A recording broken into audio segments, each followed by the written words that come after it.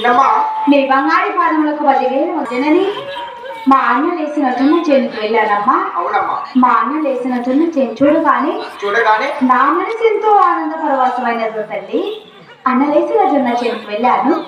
గెలుపు 16 జన్మలు తిరిగి చూశానమ్మా. కేకలేసి గుమ్మలతో వెళ్ళాను తల్లి. అక్కడ ఎక్కడ చూస్తాను ఒక్క జొన్న కథ కూడా మోటు చేసి పెట్టి ఉండలేదమ్మా.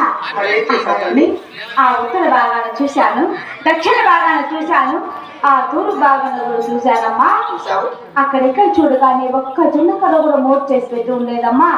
అలాగని ఆ పరమణ వైపున కయ్యో పాట చూడగానే మా అన్నటువంటి గణపతి స్వామి 7 జొన్న కథ మోటు చేసి పెట్టి ఉన్నాడమ్మా.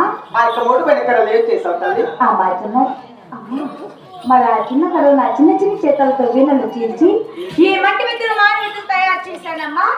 అలాగే ఈ అంశల కోవిల కొల్లా రథాన్ని కూడా నేనే తయారు చేశాను తల్లి. ఈ యొక్క అంశల కోవిల కలటానికి మట్టి ఎదికి మానవమ్మకు ఆలస్య ప్రాణాలు ఎలా వచ్చాయి తల్లి? అమ్మా జనని ఈ మంటి వెతికి మానవుడికి ఆలస్య ప్రాణాలు ఎలా వచ్చాయమ్మా అంటున్నావమ్మా. అమ్మా మరి నా 7 మంది అన్నవారి నా మధ్యలో ప్రార్థించగానే ఈ మట్టి వెతుకు మానవుడికి ఆలస్య ప్రాణాలు పోసారమ్మా. అలాగే నీ అంశలు కోవిల చిరకల రథానికి మరి రామలక్ష్మి గారి పేరు కూడా పెట్టి మాయమైపోయారమ్మా. నేను చేసిన ఈ అంశాలు కోవిల కొల్లా రథం మీద కొలువు తీరి నీవున్న దాని మీద లాగా ఇంత ఆలస్యమైనదమ్మా. చిన్నమ్మా ఈ యొక్క పని చేసినందుకు నాకు కూడా చాలా సంతోషంగా ఉన్నది. ఈ యొక్క ఆనంద సమయంలో ఏ ఒక్క చిన్న కోరిక కోరుకున్నా అలాగే తీరు సరికట్టండి. అమ్మా చిన్నని నా మనసులో ఇంకొక చిన్న కోరిక ఉందమ్మా. అదేమి కోరికమ్మా? అది చెప్పిన తీరుస్తావు కదమ్మా. అలాగే తల్లి.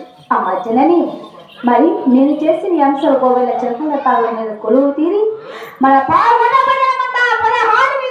పోవాలని నా మనసులో అదొక చిన్న కోరిక ఉందమ్మా. చిన్నమ్మా అమ్మా మన పావుల పట్టణంలో ఊరు మెరమని వెళ్ళాలంటే మన ఇంట్లో ఏం కొరుగుతారు తల్లి? అవునమ్మా. నీవు 1,000 దాచిన పిల్లనంపించి అన్నదానాలు చేయించి నీవు కోరుకున్నట్టు గాని మన పావున 16 వీధులు